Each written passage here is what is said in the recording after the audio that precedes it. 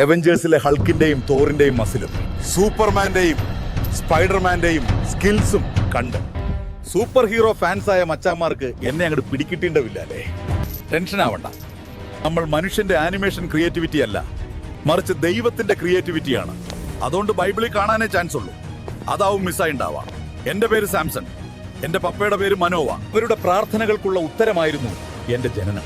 ഞാൻ ദൈവത്തിന്റെ special gift ആയതിനാൽ ദൈവം ഒരു കണ്ടീഷൻ വച്ചിരുന്നു.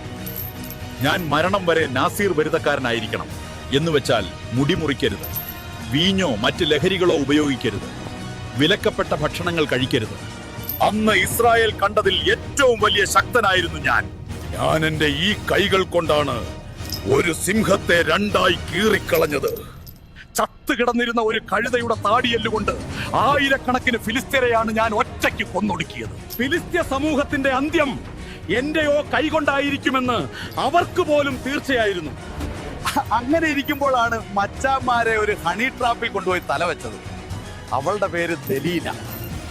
എന്നെ സ്നേഹം നടിച്ച് ചതിച്ച് അവൾ എന്റെ ശക്തിയുടെ ഉറവിടം ദൈവമാണെന്നും അതിന്റെയോ പ്രതീകം വളർന്നു നിൽക്കുന്ന എന്റെ മുടിയാണെന്നും എന്നിൽ നിന്നും ചോർത്തിയെടുത്തു. ഫിലിസ്തീർ കണ്ണു കുത്തിപ്പൊട്ടിച്ച് മുടി മുറിച്ച് എന്നെ തടവിലാക്കി. തടവറയിൽ കിടന്ന് ഞാൻ ദൈവത്തോട് കരഞ്ഞ് പ്രാർത്ഥിച്ചു. തെറ്റിനെ പറ്റി സോറി ചോദിച്ചു. ന്യായാധിപന്മാരുടെ പുസ്തകം 16-ാം അധ്യായം 28-ാം വാക്യം. ദൈവമായ കർത്താവേ, എന്നെ ഓർക്കണമേ. ഞാൻ നിന്നോട് പ്രാർത്ഥിക്കുന്നു. എന്നെ ശക്തനാക്കണമേ. ദൈവം എനിക്ക് വീണ്ടും ശക്തി തന്നു. എന്നെ കെട്ടിയിട്ടിരുന്ന 2 തൂണുകളും ഞാൻ വലിച്ചൊടിച്ചു. ഞാൻ ജീവിച്ചിരിക്കുമ്പോൾ കൊന്നതിനേക്കാൾ അധികം പേരാണ് ബിൽഡിംഗ് തകർന്നു വീണ്ടതിൽ തീർന്നു പോയത്. Honey trap, peer pressure trap, career short cut trap, അങ്ങനെ ട്രാപ്പുകൾ ഇഷ്ടം പ്രകാരം ക്യൂ നിൽക്കുന്നുണ്ട് ലൈഫിൽ.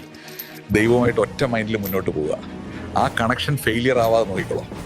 ഫെയിൽ ആയാൽ ലൈഫ് ഡോൾബി ആവും.